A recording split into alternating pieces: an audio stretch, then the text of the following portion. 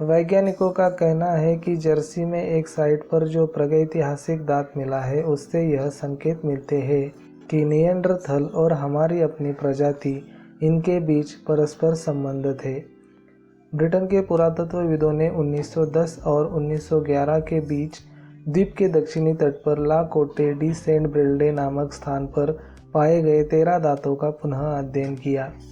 लंबे समय तक उन दांतों को विशिष्ट निएंडरथल नमूनों के रूप में माना जाता था, लेकिन पुनः अध्ययन करने पर पाया कि दांतों में निएंडरथल और आधुनिक मानव दोनों से जुड़ी विशेषताएं हैं। अध्ययन को जर्नल ऑफ ह्यूमन इवोल्यूशन में प्रकाशित किया गया है।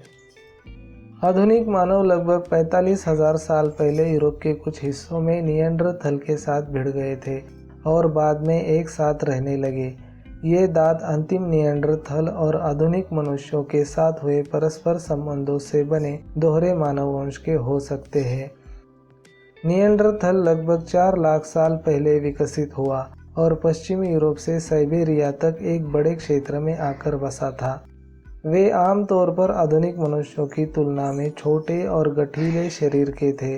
उनकी आंखों के ऊपर हड्डी का एक मोटा उभार था। वे लगभग 40,000 साल पहले लुप्त हो गए जब अफ्रीका से आने वाली एक नई आधुनिक प्रजाति यूरोप में बस रही थी, जिसे आधुनिक मनुष्य यानी कि होमो सैपियन कहा जाता है। फिर भी ये दो प्रकार के मानव कम से कम 5,000 वर्षों के लिए एक दूसरे से उलझे होंगे। शोधकर्ताओं ने दांतों का अध्ययन करने के लिए कंप्यूटेड टोमोग्राफी यानी कि सीटी स्कैन का इस्तेमाल किया ताकि उन्हें विस्तार से अध्ययन किया जा सके, जो अतीत के शोधकर्ताओं के लिए उपलब्ध नहीं था।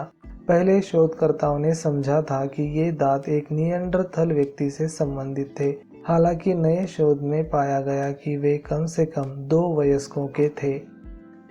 जिस समय ये व्यक्ति जीवित थे, दुनिया के इस हिस्से में जलवायु आज की तुलना में अधिक ठंडी थी और समुद्र का स्तर 10 मीटर कम था।